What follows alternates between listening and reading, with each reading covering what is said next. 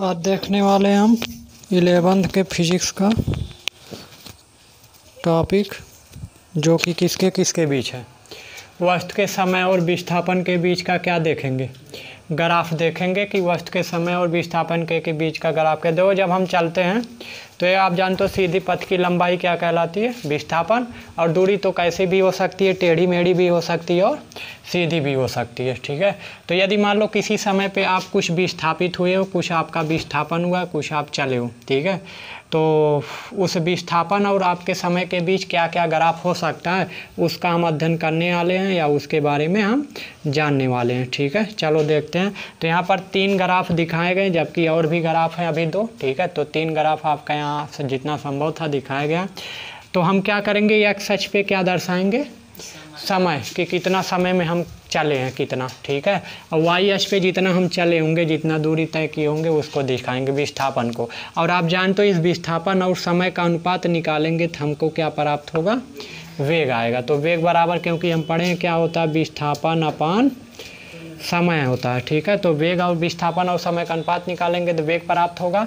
चलो, समय को सेकंड में दिखाया गया, विस्थापन को मीटर में दिखाया गया। ठीक है, पहला ग्राफ क्या बता रहा है, देखो पहला ग्राफ क्या है, एक्स अक्ष के समांतर एक क्या है, रेखा है। तो यदि ग्राफ में एक्स अक्ष के समांतर कोई रेखा है तो क्या बताएगी, देखो हम क्या किए, मान लो ये देखो एक्स अक्ष पे बढ़ रहा है, एक्स अक्ष पे धीरे धीरे क्या हो रहा है, बढ़ रहा है। और एक्स अक्ष पे बढ़ने का मतलब क्या बढ़ रहा है, समय बढ़ रहा है, विस्थापन बढ़ रहा है।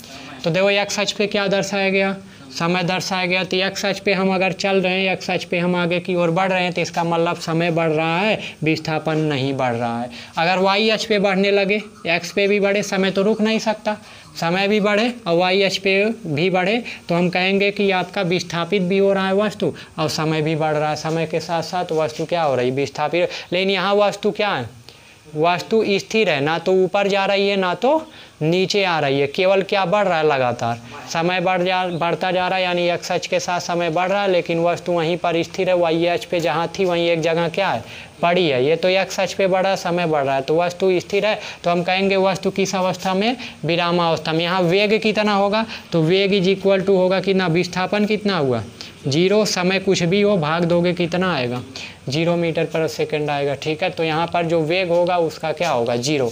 ये ग्राफ क्या बता रहा है, ये ग्राफ बता रहा है एक समान वेग में वृद्धि को। जैसे जैसे देखो समय बीत रहा है, समय इतना हुआ, उसका वाई अक्ष पे विस्थापन इतना हुआ, समय इतना हुआ, वाई अक्ष पे विस्थापन इतना और बढ़ गया, समय इतना हुआ, वाई अक्ष पे विस्थापन इतना और बढ़ गया, समय इतना हुआ, वाई अक्ष पे विस्थापन इतना। समय जैसे जैसे बढ़ रहा है वैसे वैसे वाई अक्ष पे क्या हो रहा है, विस्थापन बढ़ रहा है। तो ये क्या बताएगा, ये आपका नियत वेग से गतिशील वस्तु को बताएगा। मतलब यहाँ विस्थापन और समय का अनुपात निकालोगे तो सब नियत आएगा। अगर पहले में आया 10, अगलोम 10, अगलोम 10, तो ये एक क्या प्राप्त होगी, सरल और या सीधी रेखा प्राप्त होगी। कब, जब वेग क्या होगा, एक समान होगा, या विस्थापन और समय का अनुपात क्या होगा, समान होगा। तो ये वेग में आपकी वृद्धि को भी बता रहा है। ठीक है, वेग में लगातार क्या हो रही है, वृद्धि, क्योंकि विस्थापन में वृद्धि हो रही है तो वेग में भी। लेकिन ये क्या बता रहा है, तीसरा ग्राफ, ये दो पहले आपका समय कुछ था, समय मान लो कितना था, 1 सेकेंड 2 सेकेंड, तो इसका वेग कुछ था, विस्थापन बहुत ज़्यादा था, मान लो कितना, 100 मीटर। ठीक है, लेकिन समय देखो घटकर मान लो हुआ 2 सेकेंड, घटकर नहीं बढ़कर, समय क्या घटेगा, तो समय बढ़कर 2 सेकेंड हुआ, लेकिन इसका विस्थापन कितना हो गया, मान लो 100 से आ गया, मान लो 80 मीटर या 50 मीटर, कुछ भी मान लो।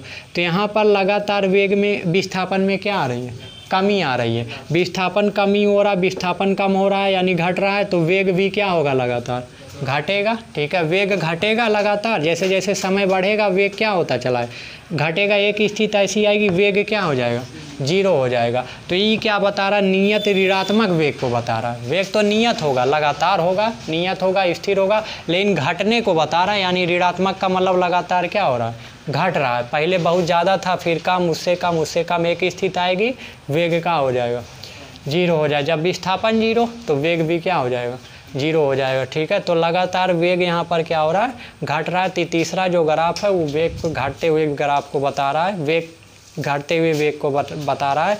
अब अगला ग्राफ देखेंगे, 2 ग्राफ और हैं, देखो ये ग्राफ है अगला, तीसरा ग्राफ है, 2 तीसरा पढ़ चुके थे, ये चौथा और ये पांचवा ग्राफ। चौथा ग्राफ क्या बता रहा है, देखो इसमें क्या हो रही है, लगातार इसके समय के साथ लगातार वेग में इसके क्या हो रही है, विस्थापन में लगातार क्या हो रही है, वृद्धि हो रही है। देखो बहुत तेज बढ़ रहा है।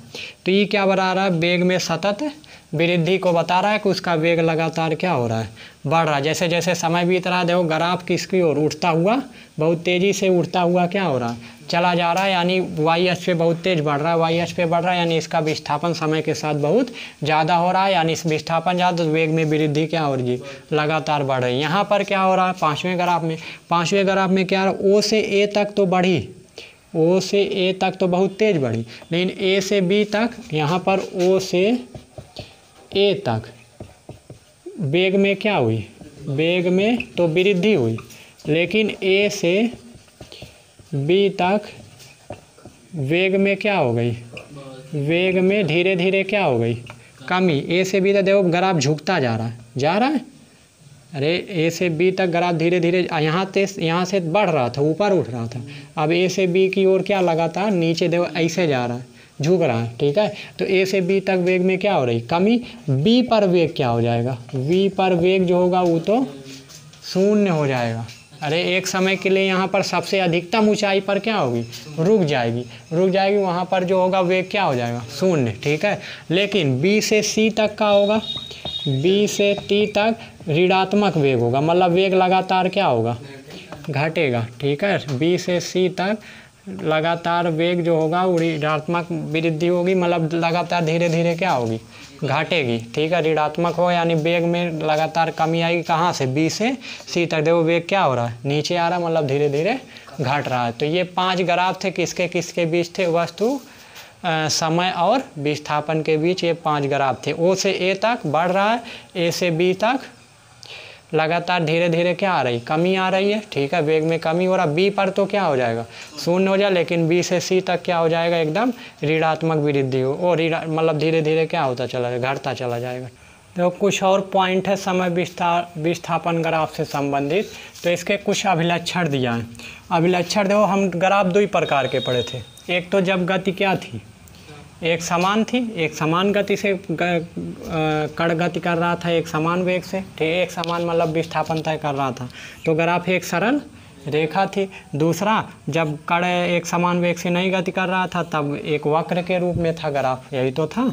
वक्राकार मतलब ऐसे था या ऐसे था, ठीक है, कुछ वक्र के रूप में था। अगर एक समान वेग से गति कर रहा था तो एक क्या प्राप्त हो रही थी, सरल रेखा प्राप्त हो रही थी।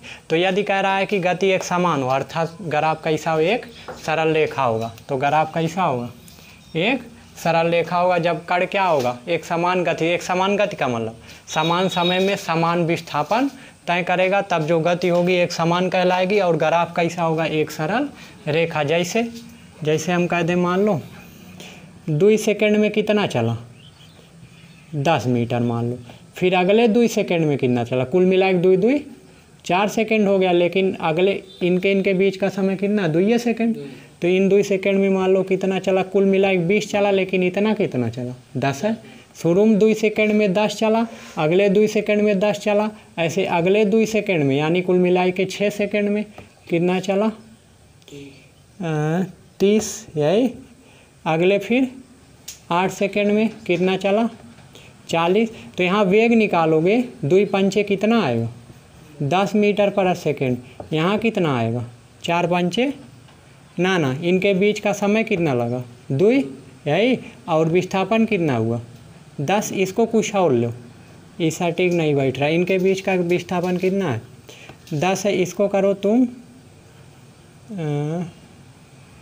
या इसको 5 लो, इसको 10 लो, और इसको कर दो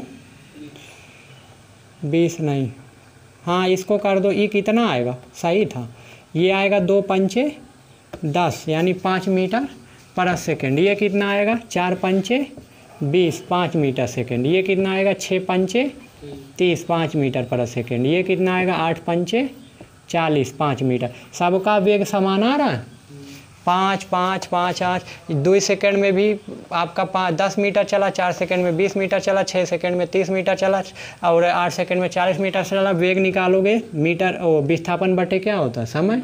तो विस्थापन बटे समय करोगे, 2 से 10 में भाग दोगे 5, 10 में 4 से भाग दोगे 5, 6 से 30 में भाग दोगे 5, 8 से 40 में भाग दो 5, सबका वेग क्या है एक समान। मिलाओ, अभी देखो एक सरल रेखा पर आओ, ग्राफ बनाओ। ग्राफ कैसे बनाते हैं, ग्राफ 9th में पढ़ ही चुके होगे।